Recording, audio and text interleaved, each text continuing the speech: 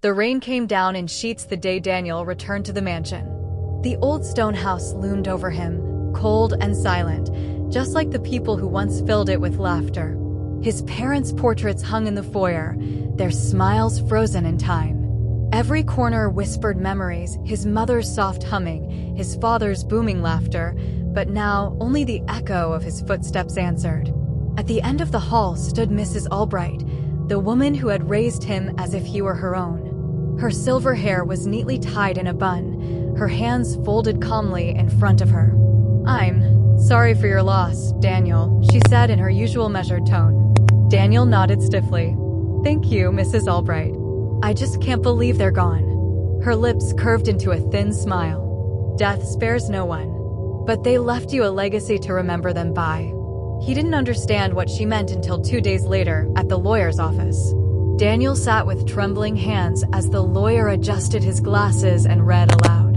"And to our faithful caretaker, Mrs. Margaret Albright, we bequeath the entirety of our estate, assets, and ownership of Albright and Sons architectural firm." The room spun. "What?" Daniel whispered. "There must be some mistake. I'm their son." Mrs. Albright remained calm, her eyes on him, almost pitying. "Your parents wanted to ensure the company would remain in safe hands. You have your own path to carve, Daniel." Daniel clenched his fists. "Safe hands? You were the nanny, not a partner." The lawyer cleared his throat awkwardly. "I'm afraid the document is legally binding." When they left the office, Mrs. Albright turned to him, her expression sharp. "You're welcome to stay here for a few days, but after that, I think it's best you find your own place."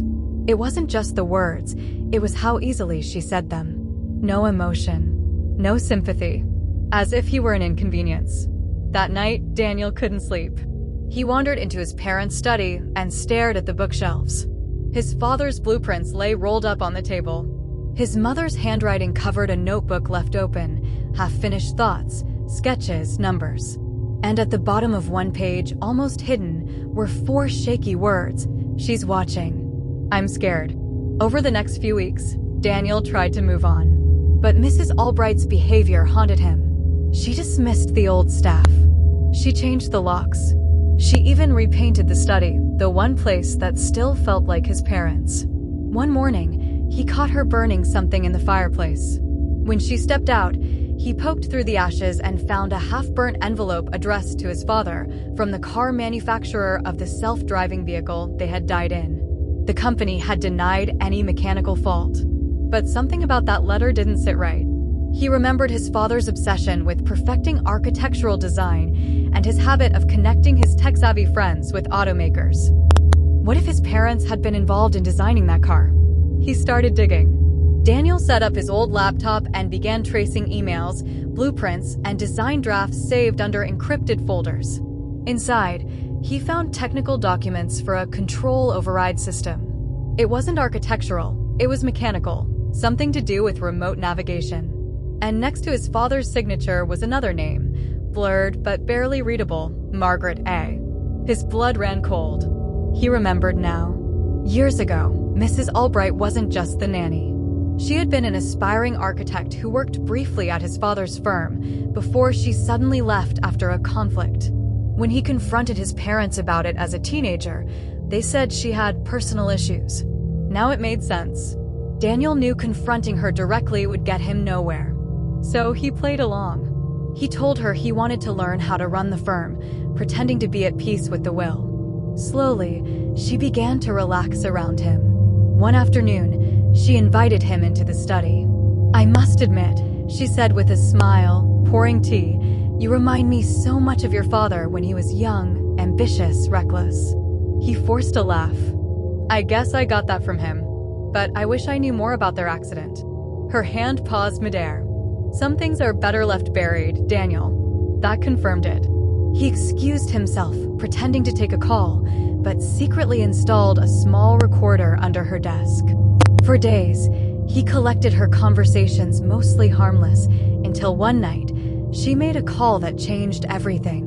Her voice came through the recording, crisp and cold. "Yes, it's done." The override system worked perfectly. They never suspected a thing. And now, their brilliant son wants to play detective. Daniel's heart pounded. He finally had proof. Instead of the flashy public scene he had imagined, Daniel chose a quieter battleground, the boardroom of Albright and Sons. Mrs. Albright had called for a meeting with investors to announce the firm's new expansion. Daniel walked in uninvited, holding a tablet. "Daniel," she said icily, "you're not on the agenda." "I know," he said calmly, "but this won't take long." He connected his tablet to the projector. The room lit up with the company's archived design files. "Before you make your announcements, I think everyone should know how this company was really built." Mrs. Albright's smile faltered. "What are you doing?" He clicked a few buttons, displaying an old patent document, one that matched the override system from the car. "This design, it was filed under your maiden name 30 years ago. My parents were accused of stealing it, weren't they?" Her face paled. He continued, voice steady. "Except they didn't. You gave it to them under a different alias. You wanted them to use it, so you could sabotage it later." She slammed her palm on the table. "Enough. You have no idea what you're talking about." Daniel hit play on the recording. Her voice filled the room. The override system worked perfectly. They never suspected a thing. Gasps spread across the room. The investors stared at her in horror. Daniel stepped forward. "You didn't just want revenge for your stolen patent. You wanted their legacy and mine. You became our nanny just to watch them suffer." Mrs. Albright's composure shattered. "They ruined me," she screamed. "I was supposed to be the genius, not them. They took everything, my work, my dreams." Daniel's voice softened. "And you took their lives."